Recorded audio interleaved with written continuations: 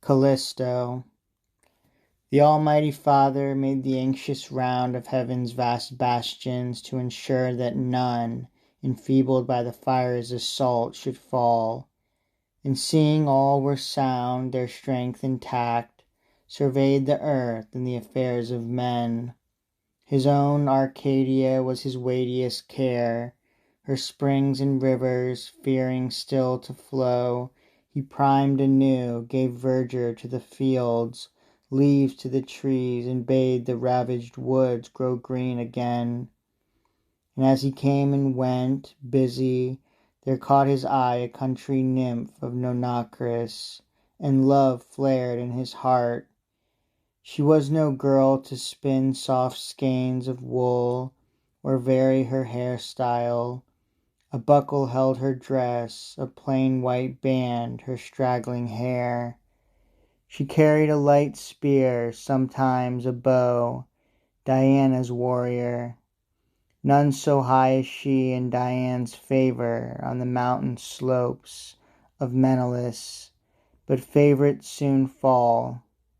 One afternoon, the sun still riding high, she found a glade deep in the virgin woods, and there unstrung her bow, took off her quiver, and lay down on the grass, the colored case a pillow for her head. Jove saw her there, weary and unprotected and alone.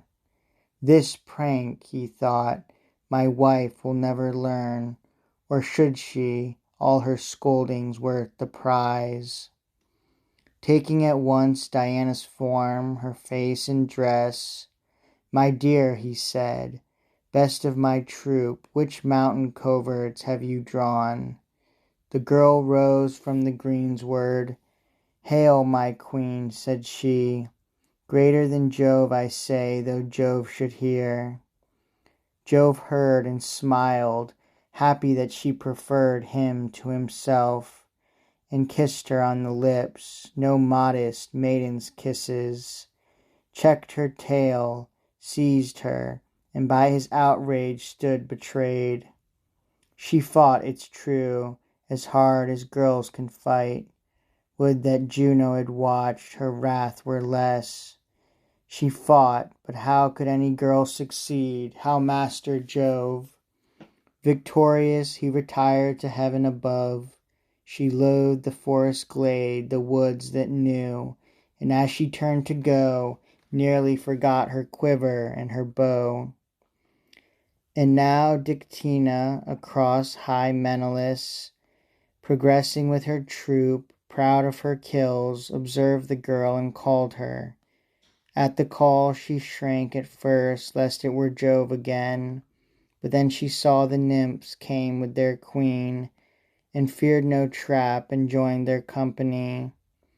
How hard it is for a face to hide its guilt! She scarce could raise her eyes, nor as before stayed by her goddess's side, and led the train. Silent, her awkward blushes told her shame. Diana, but for her own chaste innocence, might well have learnt by countless little signs the guilty truth, no doubt the nymphs knew well. 9 times the crescent moon had filled her orb, when Diane, wearied by her brother's beams and by the chase, reached a cool shady grove, through which there flowed a babbling rivulet, whose gliding current shaped its shelving sands. Charmed by the place, the goddess dipped her feet into the stream, and that was charming too. "No spy is near," she said. "Here let us strip and bathe." The poor girl blushed, they all undressed, one lingered waiting. As she hesitates, they strip her body, and her secret bare. Aghast she spread her hands to hide her shape. "Begone," Diana cried, "you shall not stain my stream," and bade her quit her company.